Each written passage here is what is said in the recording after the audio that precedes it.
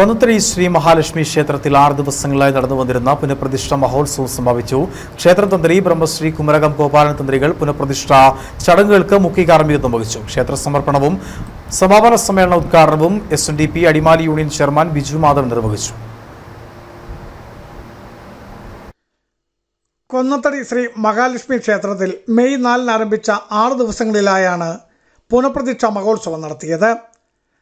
ക്ഷേത്രം തന്ത്രി ബ്രഹ്മശ്രീ കുമരകം ഗോപാലൻ തന്ത്രികളുടെ മുഖ്യ കാർമ്മികത്വത്തിലും മുക്കോടം ആശ്രമം മഠാധിപതി വേദതീർത്ഥ സ്വാമികളുടെയും ക്ഷേത്ര മേൽശാന്തി സതീഷ് ശാന്തികളുടെയും സഹകാർമ്മികത്വത്തിലുമാണ് പുനഃപ്രതിഷ്ഠാ ചടങ്ങുകൾ നടത്തിയത്.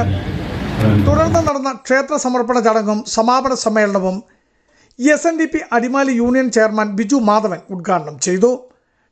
പലരുടെയും പല ഭക്തജനങ്ങളുടെയും പല കുടുംബാംഗങ്ങളുടെയും മുൻകാല ഭാരവാഹികളുടെയും ഇപ്പോൾ ഇത് തുടരുന്നവരുടെയും ഒക്കെ ഒരുപാട് ത്യാഗ മനോഭാവവും നിസ്വാർത്ഥമായ സേവനവും ഒക്കെ ഇതിന്റെ പിന്നിലുള്ളത് കൊണ്ടാണ് ഇങ്ങനെയൊരു പ്രദേശം ഇത്രയും അധികം തുക മുടക്കിക്കൊണ്ട് തന്നെ ഇത്രയും ഭംഗിയായ ഒരു ക്ഷേത്രം പൂർത്തീകരിക്കാൻ സാധ്യമായിട്ടുണ്ട്. ക്ഷേത്രം പ്രസിഡന്റ് ബിജു NB സമ്മേളനത്തിൽ അധ്യക്ഷനായിരുന്നു.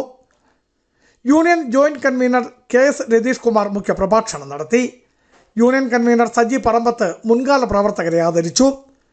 പൊന്മുടി സെന്റ് മേരീസ് ചർച്ച് വികാരി ഫാദർ ജോസ് കൊച്ചുപുരയ്ക്കൽ, കൊന്നത്തടി ജുമാ മസ്ജിദ് ഇമാം റഹീമുൽ ഖാസിമി, കൊന്നത്തടി CSI ചർച്ച് വികാരി Father George P Chandran, Prasanna Kunjumon, Deepu Marakkanam, KN Babu, Sajeevan VO, Aneesh Sukumaran, Raju C, Ravi NB, Raghunathan Nair, Geetha Sasikumar, Sreejith CS, Deepak PD, Radhamani OK തുടങ്ങിയവർ ആശംസകൾ അർപ്പിച്ചു.